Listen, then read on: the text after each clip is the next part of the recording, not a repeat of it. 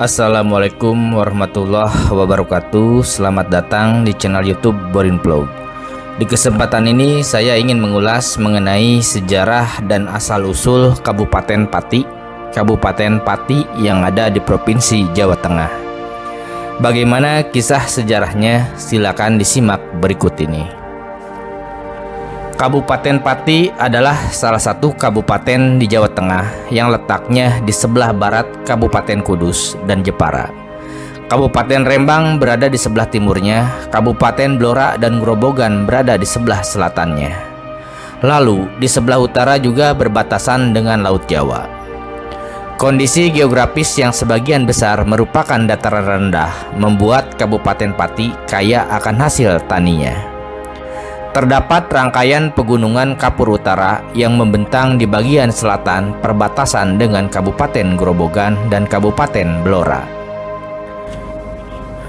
Kota Pati pada zaman dahulu kala adalah sebuah kerajaan sendiri, yang saat itu menjadi daerah kekuasaan Majapahit yang kemudian diambil alih oleh Mataram. Berhentinya pemerintahan di Pulau Jawa pada saat menjelang akhir abad ke-13, sekitar tahun 1292. Di Pulau Jawa, berhentinya penguasaan pemerintahan yang berwibawa, kerajaan Pajajaran runtuh, kerajaan Singosari surut, dan pada saat itu kerajaan Majapahit belum berdiri. Di pantai utara Jawa Tengah, di dekat Gunung Muria bagian timur, muncul penguasa lokal yang mengangkat dirinya sebagai adipati. Wilayah kekuasaannya itu disebut kadipaten. Terdapat dua penguasa lokal di wilayah tersebut, yaitu 1. Penguasa Kadipaten Paranggaruda. Adipatinya bernama Yudapati. Wilayah kekuasaannya terdiri dari Sungai Juwana ke selatan sampai Pegunungan Gamping Utara berbatasan dengan wilayah Kabupaten Grobogan. Memiliki putra yang bernama Raden Jasari. Adapun yang kedua, penguasa Kadipaten Carangsoka. Adipatinya bernama Puspa Andungjaya. Wilayah kekuasaannya meliputi utara Sungai Juwana sampai pantai utara Jawa Tengah bagian timur.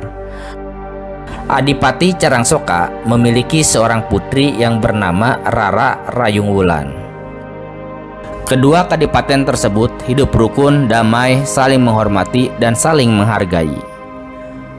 Adapun untuk melestarikan kerukunan dan memperkuat tali persaudaraan, akhirnya kedua adipati itu sepakat untuk mengawinkan putra dan putrinya. Utusan Adipati Paranggaruda untuk meminang Rara Rayung Wulan telah diterima. Tetapi calon mempelai putri meminta Bebana agar pada saat resepsi pernikahan dimeriahkan dengan pagelaran wayang dengan seorang dalang kondang yang bernama Sapayana, dengan gamelan peralatan yang datang sendiri. Untuk memenuhi Bebana itu, Adipati Paranggaruda menugaskan Panggede Kamaguhan bernama Yuyurumpung Agul-Agul Paranggaruda. Sebelum melaksanakan tugas itu, lebih dulu Yuyurumpung berniat untuk melumpuhkan kewibawaan Kadipaten Carangsoka dengan menguasai dua pusaka milik Sukmayana di Majesemi. Bantuan Sondong Majeruk, kedua pusaka itu dapat dicurinya, namun sebelum dua pusaka diserahkan kepada Yuyurumpung dapat direbut kembali oleh Sondong Makarti dari Wedari. Bahkan, Sondong Majeruk tewas dalam perkelahian dengan Sondong Makarti. Pusaka itu diserahkan kembali kepada Raden Sukmayana. Usaha yang dilakukan Yuyurumpung untuk menguasai dan memiliki dua pusaka itu pun gagal. Walaupun seperti itu, Yuyurumpung tetap melanjutkan tugasnya untuk mencari dalang Sapanyana, agar perkawinan putra Adipati Paranggaruda tidak mengalami kegagalan dan berhasil dengan baik serta meriah. Pada malam resepsi perkawinan dapat diselenggarakan di Kadipaten Carangsoka dengan pagelaran wayang kulit oleh Ki Dalang Sapanyana, dan apa yang diinginkan bisa dipenuhi. Di luar dugaan, baru resepsi dimulai, tiba-tiba mempelai putri meninggalkan kursi pelaminan menuju ke panggung dan melarikan diri bersama Dalang Sapanyana.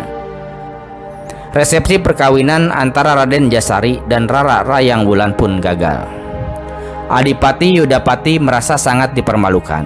emosi tidak terkendali lagi dan menyatakan permusuhan terhadap Adipati Carangsoka. Peperangan tidak dapat dielakkan. Raden Sukmayana dari Kadipaten Carangsoka, Adipati Paranggaruda, Yudapati dan putra lelakinya telah gugur dalam peperangan membela kehormatan dan gengsinya. Memimpin prajurit Carangsoka yang telah mengalami luka parah dan kemudian wafat. Raden Kembangjaya, adik kandung Raden Sukmayana yang meneruskan peperangan, dibantu oleh Dalang Sapanyana, menggunakan kedua pusaka tersebut dapat menghancurkan prajurit Paranggaruda.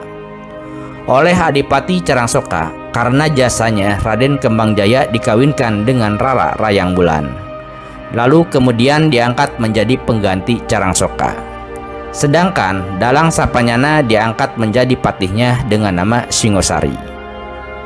Untuk mengatur pemerintahan yang semakin luas wilayahnya ke bagian selatan, Adipati Raden Kembangjaya memindahkan pusat pemerintahannya dari Carangsoka ke desa Kemiri dengan mengganti nama Kadipaten Pesantenan dengan gelar Adipati Jayakusuma di Pesantenan. Kembangjaya melakukan babat alas Kemiri. Setelah kelalahan membabat alas, ada seorang penjual dawet yang melewati alas Kemiri tersebut. Lalu Kembangjaya membeli dan bertanya mengapa dawet yang diminum rasanya sangat enak. Pedagang dawet menjawab bahwa dawet tersebut dibuat dari tepung pati dan dibuat dari santan kelapa yang diperas. Sehingga Kembangjaya atau Kembangjoyo menamai daerah tersebut menjadi Kadipaten Pesantenan yang sekarang menjadi Kabupaten Pati. Nah, seperti itu asal muasal dari sejarah Kabupaten Pati, Jawa Tengah.